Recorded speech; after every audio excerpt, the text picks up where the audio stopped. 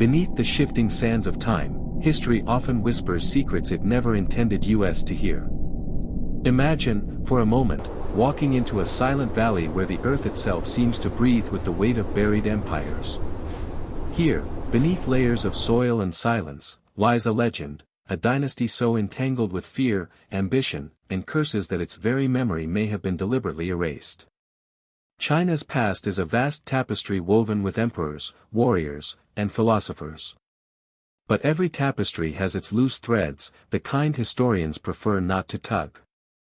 In the shadow of the first emperor, Qin Shi Huang, the man who united the warring states, built the first version of the Great Wall, and commissioned an army of clay soldiers, there lingers a darker story. One that is not carved in stone or written on bamboo scrolls, but hidden in the silences of official record. The first emperor's mausoleum, still unopened after 2 millennia, is said to be guarded by rivers of liquid mercury and crossbow traps waiting in eternal patience. Ancient texts hint at a curse, a legacy entwined not just with his reign but with a dynasty that might have preceded or paralleled his own, a dynasty that official history does not name. Why? Was it fear of divine retribution? Or a political act to cleanse the record of a family believed to be cursed? Tonight, we step into the shadows of that forbidden chapter. We will peel back the layers of myth and archaeology, of what scholars say, and what they refuse to say. Because the truth may not just rewrite China's beginnings, it may explain why some stories were never meant to survive. And with that, our journey into the cursed dynasty begins. For centuries, the land we now call China was fractured into rival states, each locked in endless wars for dominance. Out of this chaos emerged a single figure who would forever alter the destiny of a civilization, Yingzheng, later known as Qin Shi Huang. His rise was not merely the story of a king seizing power, it was the tale of a man who sought to remake the world itself. Born in 259 BCE, Yingzheng inherited the throne of the Qin state at just 13. From his earliest years, he witnessed bloodshed, betrayal, and political scheming. Where others might have broken, he hardened. By his late 20s, he embarked on a ruthless campaign to conquer the 6 other warring states. His armies swept across the land with unmatched discipline, crushing resistance and forging the fractured kingdoms into one united empire. For the first time in history, China was born under a single sovereign. To his supporters, Qin Shi Huang was nothing less than a visionary. He abolished the feudal system, standardized weights, measures, and even the written script, ensuring that merchants in distant provinces spoke the same economic language. Roads and canals stitched the vast empire together, allowing commerce, culture, and military power to flow like lifeblood across the land. He ordered the beginnings of what would one day become the Great Wall, a colossal barrier to guard his people from northern raiders. In these achievements, he was hailed as a unifier, a man of destiny who transformed chaos into order. Yet beneath this image of glory, a darker truth pulsed. Qin Shi Huang ruled with an iron fist, and his obsession with control knew no bounds. He outlawed dissent, burning entire libraries of texts that did not align with his vision. Scholars who dared to challenge him were executed, buried alive as a grim warning of what happened to those who resisted. The very intellectual class that had once guided kings became his victims, silenced under the weight of imperial terror. But even absolute power could not shield him from the fear that gnawed at his soul, the fear of death. Qin Shi Huang was haunted by omens and prophecies, convinced that cosmic forces would punish him for his ruthless path. He turned to alchemists, demanding potions of immortality. They scoured mountains, seas, and distant islands, seeking mythical elixirs. Some legends whisper that he consumed mercury-laced brews, believing they would grant eternal life, when in truth, they may have hastened his death. Thus the first emperor stood as a paradox. To some, he was the founder of a glorious empire, a genius who laid the foundations for millennia of Chinese civilization. To others, he was a tyrant cursed by his own paranoia, a man whose thirst for power doomed not only himself but the dynasty he created. And it is here, at the height of his reign, that whispers of a curse begin to stir, a curse that would shadow his dynasty long after the emperor himself had turned to dust. They say history is written by the victors. But what happens when entire dynasties are not just defeated, but deliberately erased? Buried so deep in silence that their very existence becomes a dangerous question. Among the many enigmas of ancient China, one stands out, the possibility of a lost dynasty that predated Qin Shi Huang's empire. Official chronicles tell us the Qin unified the warring states and forged the first centralized empire in 221 BCE. Yet, scattered whispers in texts, broken shards of archaeology, and uncanny silences in the record suggest something, or someone, was scrubbed from history before the Qin's rise. Consider the strange gaps in Sima Qian's monumental work, the records of the grand historian. Entire generations of rulers are carefully listed, then suddenly, a leap. Centuries compressed into names without detail, or details without names. Was this merely poor documentation? Or deliberate excision? Some scholars argue these missing passages were not lost by accident, but erased by decree. The Qin were notorious for their obsession with control, not just over land and armies, but over thought itself. The infamous burning of the books is a chilling reminder. Philosophical texts that contradicted Qin ideology were torched, dissenting scholars buried alive, rival histories condemned to oblivion. If they could silence voices in their own time, why not silence entire dynasties that preceded them? Fragments of bamboo slips discovered in tombs add fuel to the speculation. In one set, cryptic references describe a line of kings who ruled, in the shadow of the central plain, before the Qin, but the slips break off abruptly, as if mutilated on purpose. Archaeologists debate whether these fragments represent genuine history or were later inventions, but the timing is suspicious. The Qin's conquest was sweeping, their censorship absolute. Oral traditions from remote provinces tell their own story. In some regions, villagers preserved legends of forgotten monarchs who were cursed never to be named. Generations passed down tales of rulers whose palaces turned to dust, whose graves were hidden so that their enemies could not desecrate them. While dismissed as folklore, these traditions linger in unsettling harmony with the gaps in official records. And then there are the ruins. Scattered across China are sites whose age predates the Qin, yet do not clearly belong to the dynasties we know, the Zhou, the Shang. Foundations of cities abandoned in haste, artifacts with motifs that seem oddly alien to their supposed time. Archaeologists struggle to classify them. Are these the echoes of a culture erased, or simply outliers of known civilizations? The erased dynasty theory stands at the crossroads of fact and speculation. On the factual side, the Qin's iron-fisted censorship, the destruction of rival histories, the suspicious silences in Sima Qian's accounts. On the speculative, the idea that this censorship went so far as to remove an entire ruling line from memory, leaving only fragments, folk whispers, and forbidden ruins. Skeptics argue that such a dynasty would have left more physical traces, monuments, inscriptions, records beyond the Qin's reach. Yet, the Qin's efficiency in destruction is well documented. Even powerful states like Chu, once rivals of Qin, saw their libraries annihilated. Couldn't a smaller dynasty vanish even more easily? If true, the existence of an erased dynasty would reshape our understanding of China's past. It would suggest that the Qin were not the first unifiers, but the last survivors of a far older struggle, a struggle whose losers were cursed with oblivion. And it would remind us that history is not merely the story of what happened, but of what was allowed to be remembered. What dynasty was erased, and why? Was it seen as too dangerous, too cursed, or too rivalrous to survive in the chronicles of time? The mystery lingers, daring us to look deeper into the shadows of early China. Beneath the earth of Xi'an, shrouded in silence for over 2 millennia, lies one of history's greatest enigmas, the mausoleum of the first emperor of China, Qin Shi Huang. To this day, the tomb has never been opened. Unlike the pyramids of Egypt, where explorers, looters, and archaeologists have all left their mark, this colossal resting place remains sealed, as if history itself conspires to protect its secrets. Imagine a chamber stretching deep beneath the ground, hidden beneath a man-made hill, untouched since the 3rd century BCE. What lies within has stirred equal parts scientific intrigue and mythical dread. Ancient historian Sima Qian, writing over a century after Qin's death, painted a picture both dazzling and terrifying. He described a subterranean world crafted to mirror the heavens and the earth, a kingdom for the emperor to rule in the afterlife. Flowing rivers of mercury were said to encircle palaces and towers, shimmering under ceilings studded with pearls meant to replicate the constellations above.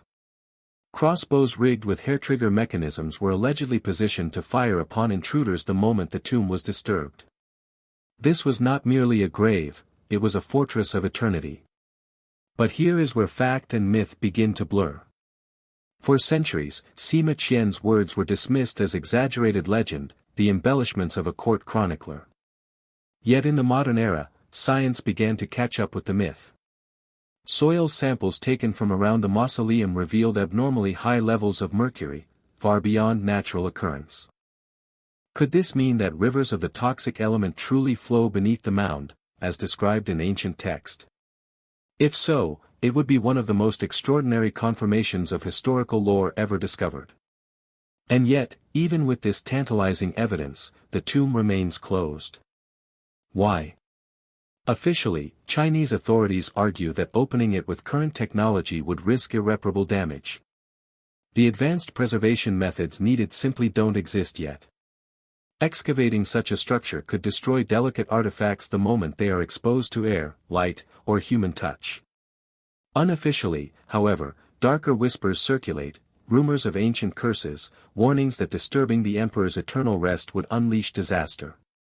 The tomb, in this telling, is not just a burial site but a trap designed to punish the arrogant, to remind humanity of its limits when faced with imperial will. This tension, between science and superstition, casts a long shadow over the site. On the one hand, archaeologists dream of the knowledge it could unlock. What if within the sealed chambers lie scrolls rewriting Chinese history, or artifacts revealing technologies long thought impossible for the ancient world? On the other hand, the idea of mercury rivers and deadly traps echoes every myth humanity has ever told about forbidden chambers, from pharaoh's curses to hidden catacombs. Some even wonder, what if the tomb hides not just treasures, but truths the Qin dynasty wanted buried forever, records of rival dynasties erased from memory, or evidence of contact with civilizations we do not expect? The mausoleum of Qin Shi Huang forces us to wrestle with a haunting question: should every mystery be solved? Science pushes us to uncover, to test, to prove. Myth warns us that certain doors, once opened, cannot be closed. And so the tomb waits, silent beneath its earthen mound, a reminder that the line between history and legend is sometimes as thin as the soil above an emperor's grave. What lies behind those sealed walls? Treasure, knowledge, or danger? Until the day the decision is made to breach the forbidden tomb, we can only speculate, and wonder whether some mysteries were never meant to be disturbed. They say every empire carries with it a shadow, and in the case of Qin Shi Huang's reign, that shadow took the form of a whisper. A whisper that spoke of curses, vengeance, and a destiny that could not be escaped. From the very moment his terracotta warriors were buried beneath the earth, stories began to circulate, dark tales suggesting that the first emperor's unquenchable thirst for power had provoked something greater than human rivals. Some claimed that meteors fell from the sky, blazing across the heavens like fiery omens, carrying warnings meant for the emperor. When one such meteor reportedly landed near his palace, it was said that words appeared upon it, a prophecy of death. Fearful and enraged, Qin ordered everyone who had witnessed the celestial stone to be executed, and the meteor itself was destroyed. But how do you erase a message written in the stars? For the people, it was no coincidence. The skies themselves, they believed, were condemning their emperor. And then, there were the sudden deaths, advisors and officials who served close to Qin, some mysteriously collapsing, others disappearing from records altogether. Was it poison, political intrigue, or something more sinister? Legends tell of the restless spirits of conquered states, rising against the man who had obliterated their kingdoms. To the common folk, these deaths were not accidents, but part of a curse destined to consume the emperor's court from within. Qin Shi Huang's obsession with immortality only added fuel to these whispers. He sent expeditions across seas, desperate to find the elixirs of eternal life, guided by alchemists who promised him freedom from the grave. Yet, instead of granting him eternity, these potions may have hastened his demise.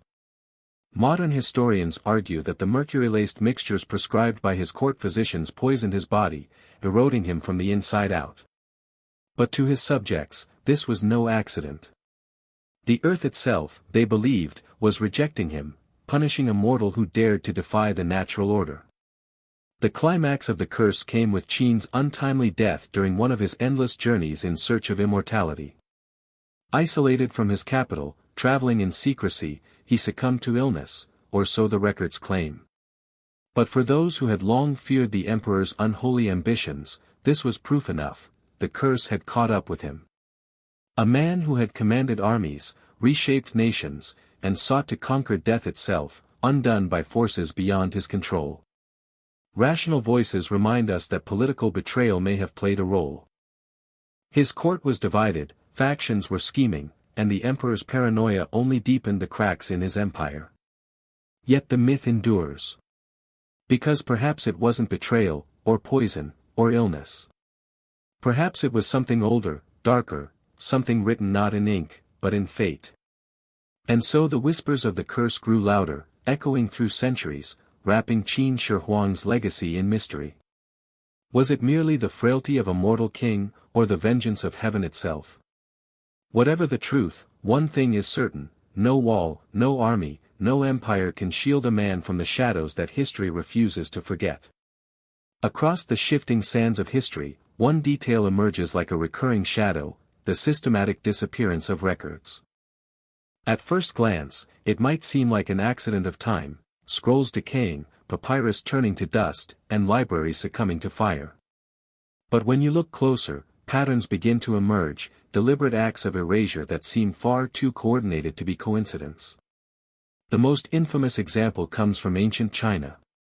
Emperor Qin Shi Huang, the first unifier of the nation, decreed what is now remembered as the burning of the books and the burial of the scholars. Entire collections of texts were ordered destroyed. Philosophical works that challenged the emperor's authority went up in smoke, while those who preserved knowledge were silenced, sometimes literally buried alive. The official explanation painted this as an act of control: one voice, one history, one empire. Yet behind this cold rationale, whispers linger: was there something else those records contained, something so dangerous that no dynasty dared to allow it to survive? Mainstream historians see it as the practical consolidation of power. A young empire needed unity, not competing ideas. From this perspective, the book burning wasn't mysterious at all but a ruthless efficiency meant to standardize thought. Still, even they admit, knowledge was lost forever. Vast traditions of thought, myth, and even science could have been erased in those flames. And China wasn't alone. Across civilizations, similar events unfolded. The Library of Alexandria, once said to hold the wisdom of the known world, vanished in a blaze, its destruction still debated. Was it an accident of war or a deliberate purge of dangerous truths? Centuries later, Spanish conquistadors in the New World set Mayan codices to fire, erasing entire cosmologies with a single act of conquest. In each case, official narratives insist these were about control, war, or religious zeal. But alternative historians suspect a subtler thread. What if these records contained accounts of forbidden dynasties, anomalous rulers, or catastrophic cycles of history no empire wanted remembered? Consider the chilling detail: erasure is never random. It strikes precisely at dynastic transitions, regime changes, and points where myth bleeds into recorded history. Could it be that each new ruler wasn't simply discarding inconvenient philosophies, but burying the evidence of something they themselves inherited, knowledge too volatile, too destabilizing to be made public? Skeptics argue this is romantic speculation, that the truth is mundane: old powers simply wanted to silence dissent. But the mythic interpretation suggests something far more haunting: that humanity's timeline may be fractured, rewritten again and again, not by the passage of centuries but by human hands erasing truths we were never meant to know. And this leaves us with an unsettling question: when we look at the neat chronology of dynasties, are we seeing the past as it truly unfolded, or only what survived the fires and the silences? Perhaps the real history lies in what's missing, not what remains. As we move forward, we must ask, if so much was erased, what exactly were they so desperate to hide? When we peer into the archaeological record of the Qin dynasty, it's easy to assume we'll find only the predictable: weapons, pottery, and the occasional jade ornament. But scattered among the ruins and tombs of the Qin are a series of anomalies, objects and symbols that seem to defy the neat narrative of Chinese antiquity. These are the details that scholars mention only in passing, yet they are the very details that ignite speculation of lost dynasties, forbidden knowledge, and perhaps even deliberate cover-ups. One such mystery lies in a cluster of tombs discovered outside Xi'an, not far from the famous terracotta army. While most Qin burials follow a rigid pattern of ritual goods and status markers, several of these graves contain artifacts that don't seem to belong. Bronze objects with peculiar geometric engravings, unlike standard Chinese motifs, appear to echo designs found in Central Asia and, strangely enough, even in ancient Mesopotamian relics. How did such patterns find their way into the heartland of the Qin Empire? Mainstream archaeologists cautiously suggest trade routes, but others whisper of foreign advisors or forgotten cultural exchanges predating the Silk Road by centuries. Even stranger are the unexplainable symbols etched into stone fragments near the mausoleum complex of Qin Shi Huang himself. Some resemble early Chinese characters, but with distortions that make them unreadable, almost as though they belong to a language we were never meant to decipher. A few fringe researchers claim these inscriptions could be evidence of an entirely separate writing system, perhaps linked to a pre-dynastic culture buried beneath history's sands. Official reports downplay their significance, labeling them artistic variations or local experiments in script. Yet the vagueness of such explanations only fuels suspicion. Then there are the objects that raise eyebrows even among cautious academics: glass beads, metallurgical fragments, and even possible traces of materials not known to have been produced in 3rd century BCE China. Were these imports? Or remnants of a technological sophistication we have yet to understand? While conventional scholars attribute them to trade, fringe theorists see something far more radical: proof that the Qin possessed, or at least encountered, knowledge lost to later generations. Perhaps the most chilling anomaly, however, is tied to accounts from workers who excavated parts of Qin tombs in the early 20th century. Several claim to have fallen ill, their symptoms eerily echoing descriptions of ancient curses. Local legends speak of spirits that guard these resting places, and in more conspiratorial circles, whispers circulate that certain tombs remain sealed not out of respect for the dead, but out of fear of what lies inside. Could it be that officials know more than they reveal, that the so-called anomalies are pieces of a puzzle that threatens to rewrite history? Mainstream archaeology treads carefully, committed to caution and measurable evidence. Yet for those drawn to the shadows of history, these anomalies serve as cracks in the official story.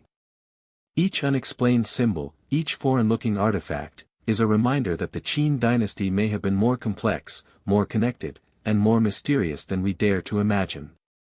Legends tell us that the first emperor of China, Qin Shi Huang, was a man who feared only one thing: death itself.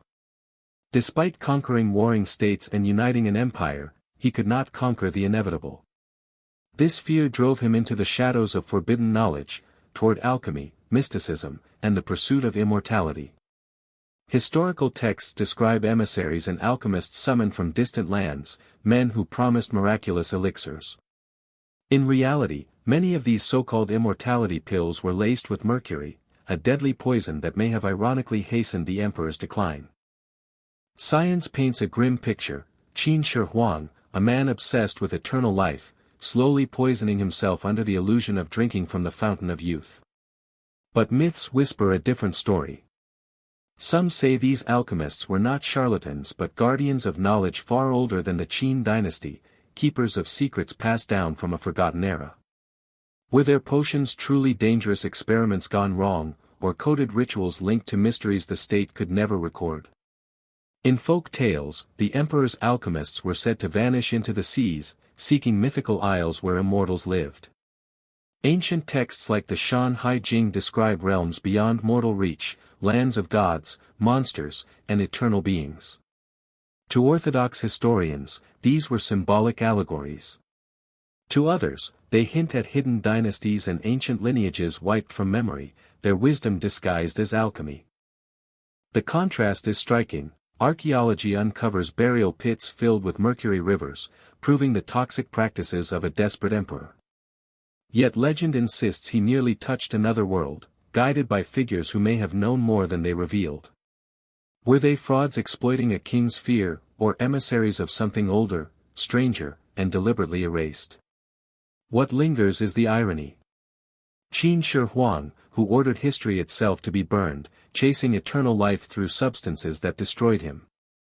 And yet, the myths endure, suggesting he came dangerously close to unlocking powers we still don't understand.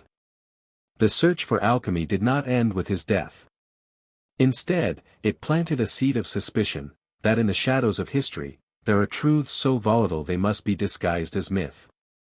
And this leads us to an even deeper mystery, the strange anomalies buried within Qin-era tombs themselves. Why is it that in a country so proud of its ancient heritage, some of the greatest archaeological treasures remain sealed, hidden, and, perhaps most curiously, undiscussed?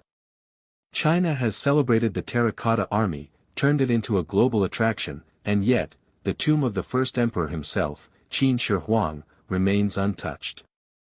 Scholars rarely speak of it in detail, government officials sidestep direct questions, and the public is left with only fragments of speculation. The official explanation is simple: preservation. Ancient sites are fragile, and modern technology, though advanced, still risks damaging relics that have survived 2,000 years beneath the soil. Archaeologists stress that opening the tomb could expose artifacts to oxygen, moisture, and decay. This cautious stance paints the silence as a matter of respect, a decision to wait until the future provides safer methods. But outside of academia, a very different narrative thrives. Conspiracy theorists whisper that the silence is deliberate, that the authorities fear what might be found inside. Legends of rivers of mercury, strange mechanisms, and texts hinting at secrets that could shake the foundations of history, fuel suspicions of a cover-up. Why else, they argue, would the government maintain such strict control over excavation rights, sealing off even the discussion of exploring the tomb? The cultural climate adds another layer. In modern China, certain historical subjects are labeled sensitive. Scholars who speculate too far into forbidden territory may find their careers stalled or their work quietly suppressed. Censorship, whether overt or subtle, creates a chilling effect. Entire fields of inquiry are avoided, not because of lack of evidence, but because of fear of crossing invisible boundaries. This clash between official archaeology and alternative history leaves us with two worlds, one where silence is framed as scientific responsibility, and another where it is viewed as evidence of hidden truths. The unspoken rule is clear: some mysteries are not meant to be disturbed, at least not yet. And so, the tomb waits. Sealed in silence, both physical and cultural, it becomes more than just an archaeological site, it becomes a symbol. A symbol of the tension between knowledge and power, truth and taboo. But what if the silence is temporary? What if the moment of unveiling comes sooner than anyone expects? That question leads us to the next chapter of our journey. In the end, we are left with a haunting question: did Qin Shi Huang truly unify China, or did he bury the memory of a dynasty that was never meant to survive? The whispers of anomalous tombs, forbidden chambers, and cryptic artifacts suggest more than simple conquest. They hint at erasure, at history rewritten not by time, but by deliberate hands. Perhaps it was politics, the brutal efficiency of a ruler who tolerated no rivals, not even their legacy. Perhaps it was superstition, the belief that silencing the past could silence its curses. Or, perhaps it was something darker still, a secret so dangerous that it had to be entombed in silence, deep beneath the soil of Xi'an. 2,000 years later, the earth still holds its secrets. The sealed mausoleum of the first emperor remains untouched, guarded by rivers of mercury and ancient superstition. What waits within, truth or myth, curse or revelation, could rewrite everything we think we know. Until then, the question lingers in the shadows: was there once a dynasty erased from history, condemned to be forgotten, a dynasty that never was?